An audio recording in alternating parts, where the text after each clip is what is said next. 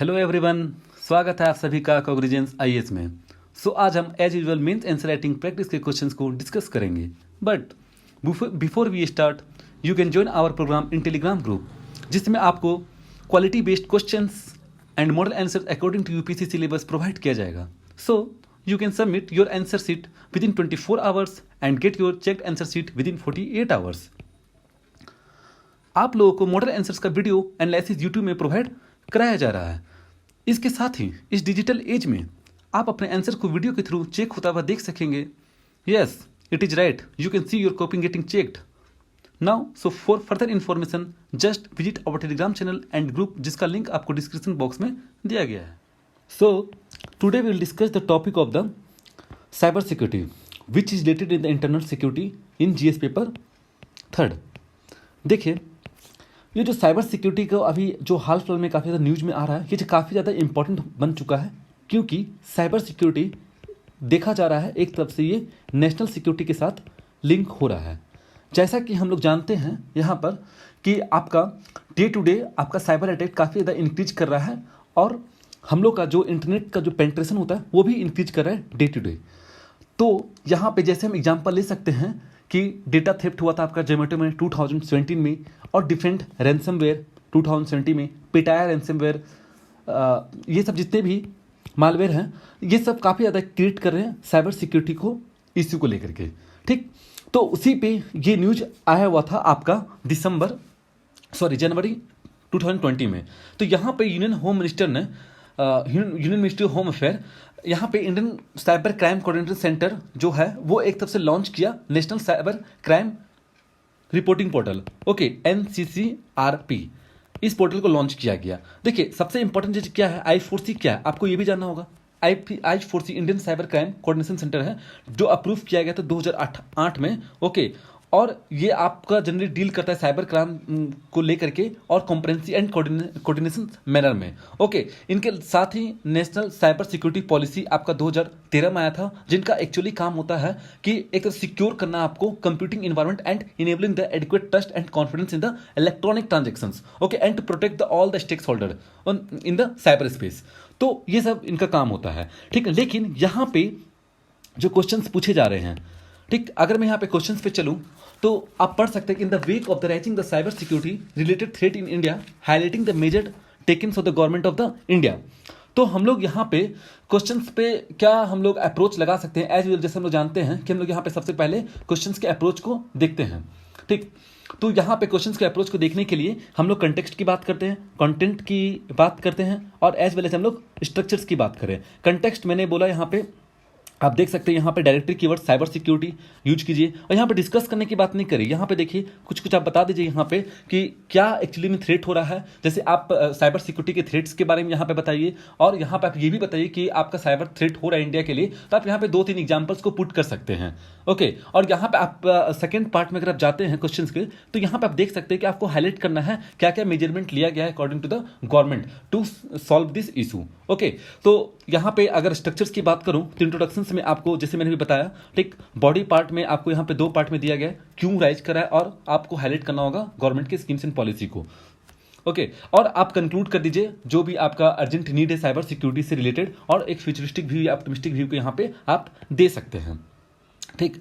तो यहाँ पे अगर मैं जाता हूँ इंट्रोडक्शन से जाने से पहले, यहाँ पे मैं बता देता हूँ, थोड़ा सा डील करता हूँ साइबर सिक्योरिटी के पॉइंट को लेकर के, ठीक ना। तो यहाँ पे देखें कि जो अभी क्यों जरूरत है आपका साइबर सिक्योरिटी फ्रेमवर्क को, इसके पीछे क्या रीजन है कि हम लोग को साइबर सिक्योरिटी की पॉलिसी बनाना चाहिए। देखिए, इसके पीछे ये रीजन है कि ये एक तरफ से आपका नेशनल सिक्योरिटी का इशू बनते चल जा रहा है, ठीक। तो ये नेशनल सिक्योरिटी काफ़ी ज़्यादा क्रिएट कर रहा है। सो यहाँ पे आपको चेंज लाने की जरूरत है इस जगह पे, और आपको यहाँ पे एक तरफ से कारगिल जो रिव्यू कमेटी थी 1990, वो भी इसने जोड़ दिया था नेशनल सिक्योरिटी से रिलेटेड साइबर सिक्योरिटी इंफ्रास्ट्रक्चर्स को, पॉइंट को, ओके। और यहाँ पे आप देख सकते हैं कि काफ़ी ज़्यादा डिजिटल इकोनॉमिक इंक्रीज हो रहा है, ये हम लोग को पता है। ये जो डिजिटल इकोनॉमिक इंक्रीज हो रहा है, और कहा भी जा रहा है कि डिजिटल इकोनॉमिक अभी तो इंडिया में कितना है, 14 लगभग 14 to 15% के बीच में है, लेकिन इंडिया का टोटल इकोनॉमी टारगेट करेगा आपका 20% बाई 2024। अभी आप देख सकते हैं कि लॉकडाउन के टाइम में भी यहाँ पर क्या हो रहा है काफ़ी ज़्यादा डिजिटल इकोनॉमी को प्रमोट किया जा रहा है। ओके, एजुकेशन भी डिजिटल ही हो रहे हैं, ठीक, और यहाँ पे शॉपिंग भी डिजिटल हो रहा है। मैक्सिमम चीज़ यहाँ पे क्या हो रहा है, डिजिटल प्रोवाइड किया जा रहा है, सर्विस भी डिजिटल ही प्रोवाइड की जा रही है, जैसे एजुकेशन। और यहाँ पे और एक पॉइंट ले सकते हैं कि साइबर सिक्योरिटी को लाने का, साइबर सिक्योरिटी पॉलिसी को लाने का क्यों जरूरत है, क्योंकि आप देख सकते हैं काफ़ी ज़्यादा कॉम्प्लेक्सिटी इंक्रीज हो रहा है। जैसे कि आप ले सकते हैं artificial intelligence, machine learning and data analytics, cloud computing and internet of thing, ये सब चीज़ आपका काफ़ी ज़्यादा यूज हो रहा है। तो यहाँ पे आपको पॉलिसी को तो लाना बहुत जरूरी है, क्योंकि इन सब पॉलिसी, इन सब टेक्नोलॉजी से जो इश्यू क्रिएट होंगे उनको हैंडल कौन करेगा। ओके, तो यहाँ पे पॉलिसी लाने के लिए बहुत ही जरूरी हो जाता है। और सबसे इंपॉर्टेंट चीज़ यहाँ पे क्या होता है, सिक्योरिटी ऑफ द डेटा। अगर मैं लास्ट पॉइंट की बात करूँ यहाँ पे, तो डेटा को सिक्योर करना बहुत ही जरूरी है। डेटा, जैसे बोला ना, data is the key of the economic, जैसे भी कहा जा रहा है डेटा आपका क्या है, की ऑफ द इकोनॉमिक्स है। Okay, so that is the referring to the currency of the 21st century. So due to the bulk of the creation on to the India's population, आपको पता है India का काफ़ी ज़्यादा population है और यहाँ पे बहुत ज़्यादा लोग इंटरनेट को यूज करते हैं। जैसे आप इंटरनेशनल कंपनी का एग्जांपल ले सकते हैं, यहाँ पे गूगल, अमेजन, ठीक, तो यहाँ से आपका एक्सेस हो सकता है, आपका प्राइवेसी को हार्म किया जा सकता है इन सब कंपनियों के द्वारा, क्योंकि ये कंपनी कहाँ के, ये कंपनी आउट ऑफ इंडिया के हैं। ओके, तो इन सबको सॉल्व करने की बहुत जरूरी है।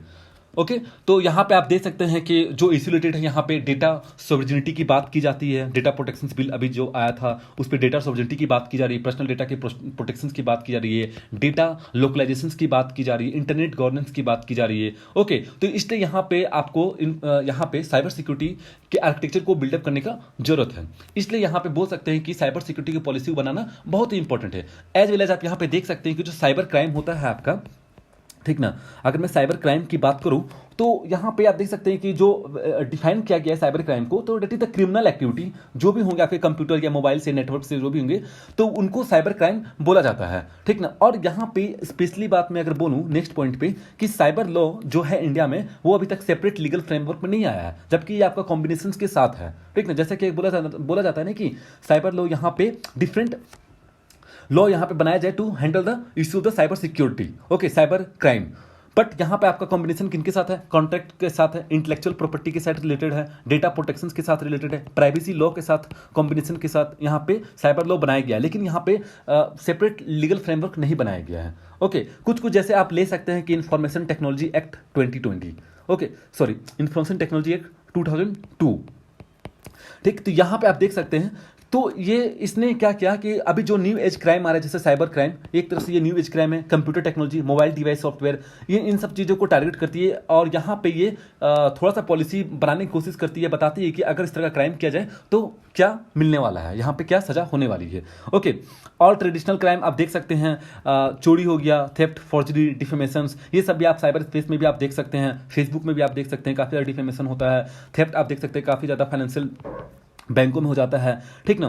तो इनको हैंडल कौन करेगा, ऑब्वियसली बात है पुलिस और पब्लिक ऑर्डर, यही दो चीज़ें जो आपका स्टेट सब्जेक्ट के अंडर में आती है, और यही दोनों आपका प्राइमरी रिस्पॉन्सिबल बनता है prevention, detection, investigation and prosecution of the cyber crime through the their law enforcement machinery. लेकिन यहाँ पे लॉ तो बना ही नहीं, अभी मैंने बोला, तो लॉ यहाँ पे बनाने के लिए बहुत ही जरूरत है।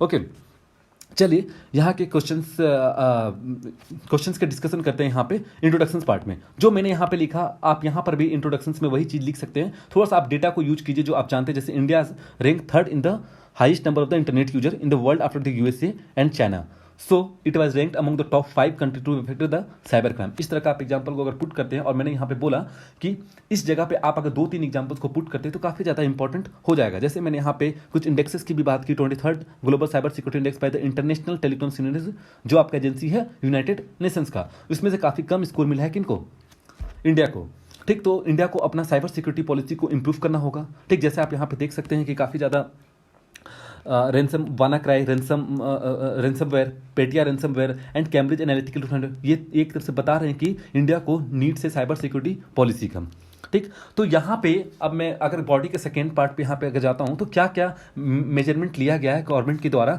To solve the cyber security. Okay, पहला चीज़ यहाँ पे जैसे आप देख सकते हैं कि नेशनल साइबर सिक्योरिटी पॉलिसी 2013 में यहाँ पे आया था, ठीक ना।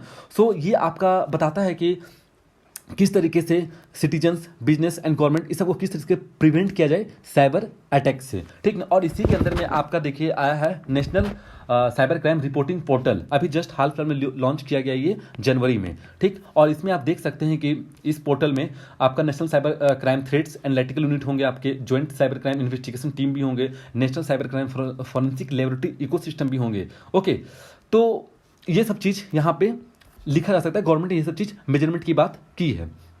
ओके, अगर आप यहाँ पे देखते हैं computer emergency response team in India, ये आपका डेजिग्नेट करता है nodal officer to work as the central की तरफ से ये काम करता है। फॉरेंसिक लेबोरेटरी भी यहाँ पे बैठाया गया है, ठीक ना, इस्टेब्लिश किया गया है जो भी साइबर से रिलेटेड इशू होंगे उस चीज़ को देखने के लिए। नेशनल टेक्निकल रिसर्च ऑर्गेनाइजेशन भी यहाँ पे डिजिग्नेटेड किया गया है, that is nodal in taking all the major protection the national critical infrastructure and to handle the cyber security incident the critical sector.